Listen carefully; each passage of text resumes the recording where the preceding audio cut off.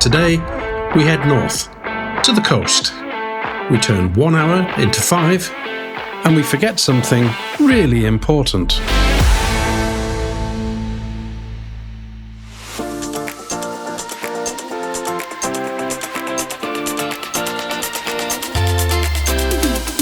We're on our way to Saltburn. We left at 12 and hoped to be there in time for lunch. But I decided we'd make a quick stop at Waitrose for provisions. David then decided to top up with fuel, and that's when we hit standing traffic. We're finally now on the A19, and 2 hours after setting off, we're just 10 miles from home. Things are not going to plan. We're just passing the turn-off for Mount Grace Priory. It's an English heritage site. It's definitely worth a visit. We've also just passed a pub or restaurant called the Tontine. Very good, or used to be very good for meals. I don't think we've had a meal there though for about 30 years, but it was good. Let us know in the comments if it's still good. Yes, because you won't want to waste your money if it wasn't, would you? No. In 2 miles, take the exit onto the A174 towards Redcar. You know what we haven't brought? What? Dog's bed. Oh, Hey Siri. Directions to TK Maxx. Your next stop is TK Maxx. Shit, In a she wants quarter to of a go mile, now. exit roundabout to merge onto the A19 towards Stockton. No idea where I'm going to park. I might have to let you out. Arrived. You know what? I'm just going to go in here. yeah, take a whole one. So, I'm not sure if this was deliberate or not, but we have pulled into a massive shopping park, retail park, call it what you will. It's off the A19. Stockton and Darlington is where we took the turning for, because we've forgotten the dog's bed. I'm sure that wasn't my job. I'm convinced it wasn't my job, but I know who's getting the blame. So Carol has now nipped into TK Maxx to look for a new bed. We do need another bed for the van anyway, but she's now looking around at all these shops and getting wide-eyed and thinking, this is quite a good shopping park. I didn't know this was here. There's a B&M and there's a TK Maxx, and there's so much around here. So Florence and I, let me just move this. This says Florence and I are now waiting for shopping, which has commenced. So it'll only delay us getting to Saltburn even more. But what can you do? Poor little Florence needs a bed. So is that now her permanent van bed? Yeah. It is quite a bit bigger though, isn't it? Yeah.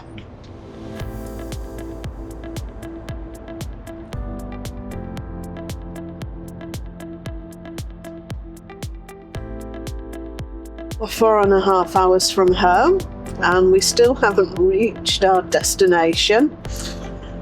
This is due to the fact that someone hadn't packed the dog's bed. I'm not blaming anyone, but the dog's bed wasn't packed. So we found a really good shopping centre. I think it was called was it the Seaside Park?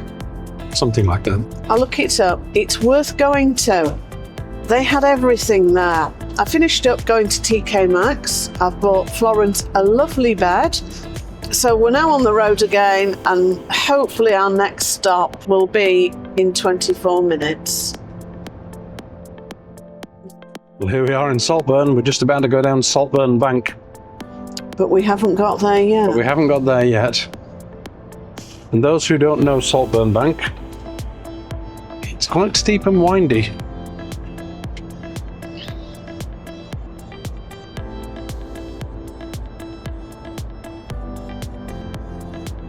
By the way, this is a 20 mph speed area.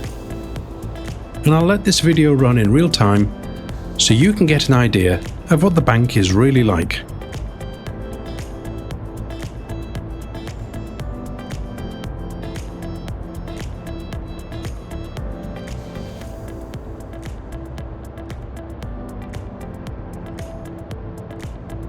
So going down the bank, we've already seen the pier, and we've already seen that ahead of us the car park has a load of motorhomes in. We just hoped there was room for us.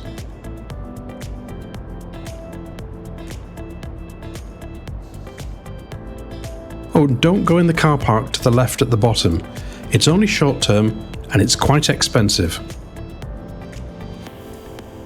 Bear right onto Saltburn Bank, then the destination is on your right. That's the ship inn, which is the original pub, I believe. Look at them all, they're all there, look. Oh yeah, there's some down there. Yeah, I'm going down there because that's all full. On the right is the toilet block and the chemical toilet disposal point.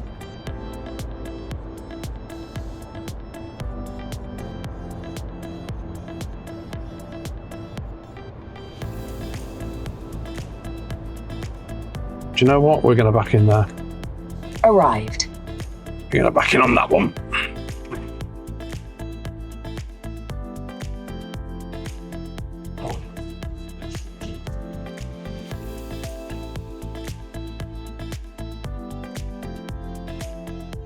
And here we are.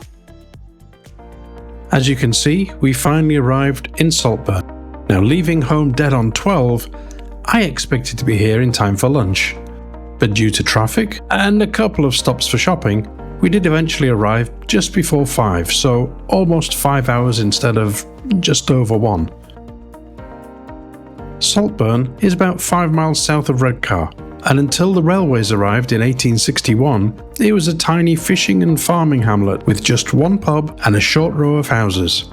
And it's alleged that the pub landlord, a certain John Andrew, was pretty big into smuggling. Along the seafront, you can still see the small fishing boats and the really old tractors used to launch and recover them. Big attractions are the pier and a funicular tramway.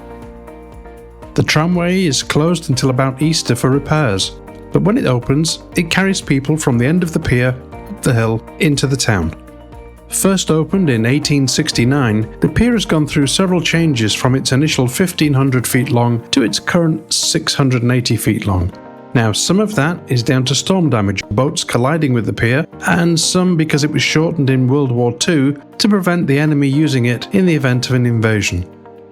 Another famous sight is the multicoloured beach huts, which I understand can be rented on a daily basis for those wishing to have somewhere to go after taking the sea air, enjoying the beach, or perhaps a short swim.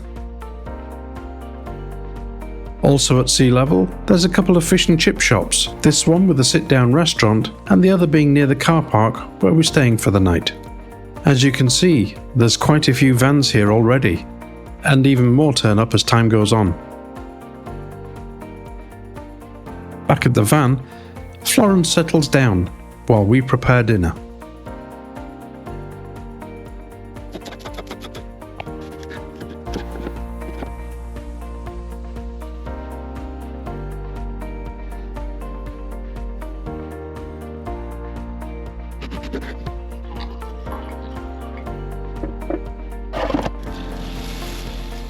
One of the things I insist on are warm plates, and so does David. So we have this little device for travelling, which is from Lakeland, and you put your plates in here, can stack up to 4, I believe, and it will warm them. That is warm now, lovely and toasty. I have been warned about what it could use electric-wise, but that's gone over the top of my head at the moment.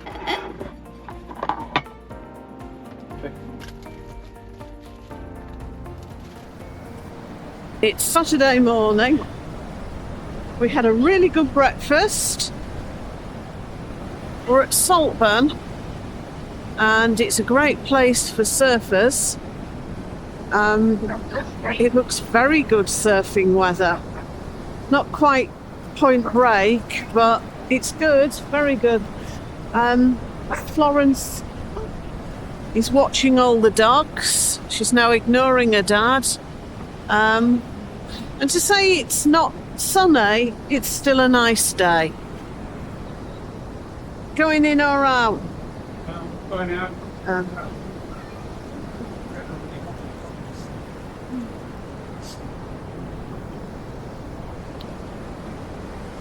Oh, Florence!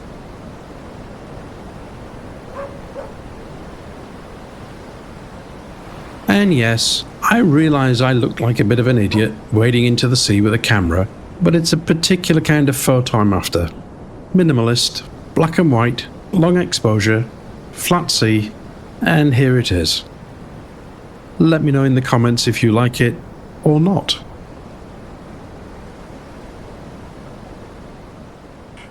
We've been for a walk. We are now back at the van having coffee.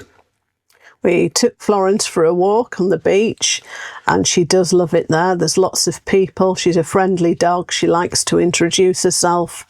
There was plenty for her to see. She just loves it. So she's a happy girl, aren't you? Not chasing, but watching the other dogs chase around as well. We didn't have the best of night's sleep, got to admit.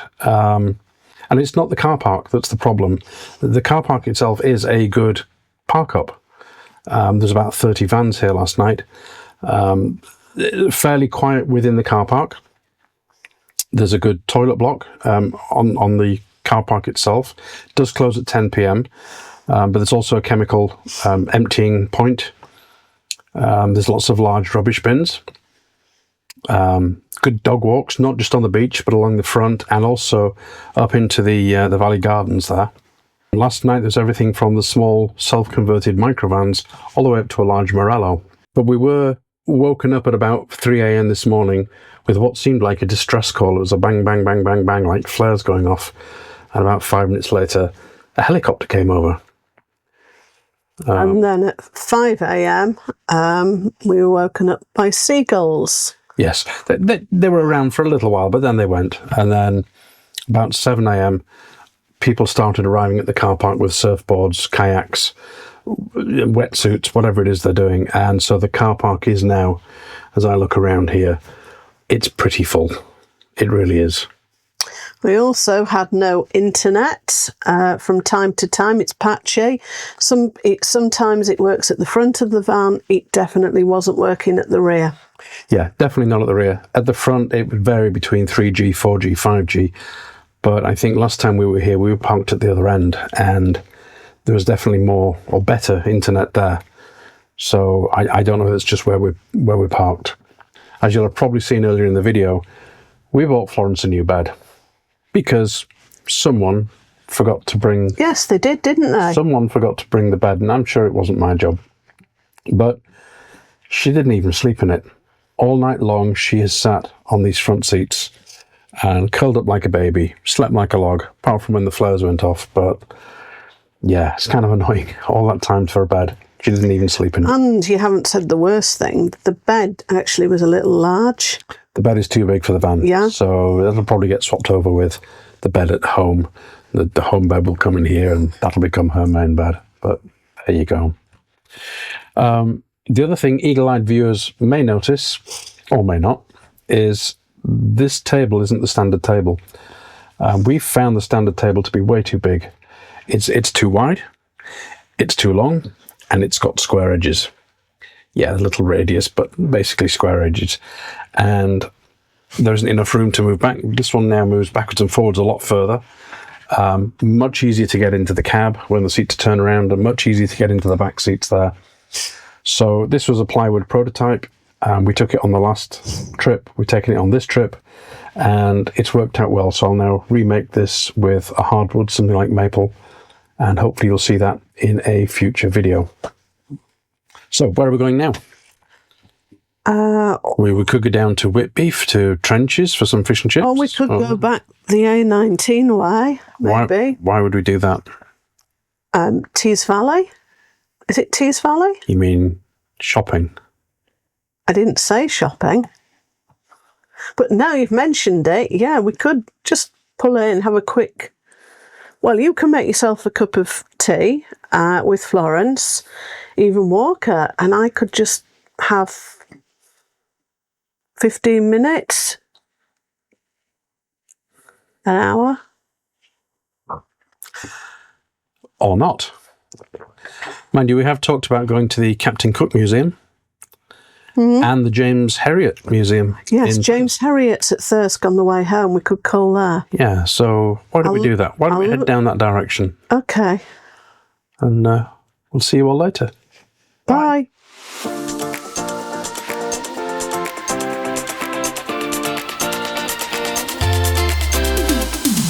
Before leaving, we thought we'd give you a quick peek around Marine Parade, where lots of other motorhomes and campers seem to park. A couple of years ago, Saltburn almost did what Redcar and Scarborough have done in banning overnight parking for motorhomes. But after a lot of opposition and a large petition, they decided to embrace them instead of banning them. We're glad they did. Perhaps Redcar and Scarborough could think again. And here we are, back at the top of Saltburn Bank, and we're now heading towards the museums we talked about, while Carol Googles where to go for the sat-nav. I've just Googled the Captain Cook Birthplace Museum, and unfortunately, they're closed until further notice. I've also called the world of James Herriot, made famous by all creatures great and small, and sadly, they only allow guide and assistance dogs, so Florence wouldn't be able to go in with us. Because of this, we've decided to skip it and return home. And here is the new table, overlaid on the old one. So now you can see just how much space we've gained, and here it is in place, providing much better access all around. If you've enjoyed this video, please click the like button. It's completely free. And if you want to see more videos from us, click subscribe and ring that bell to be notified of new videos as they come out. Thanks for watching. See you next time.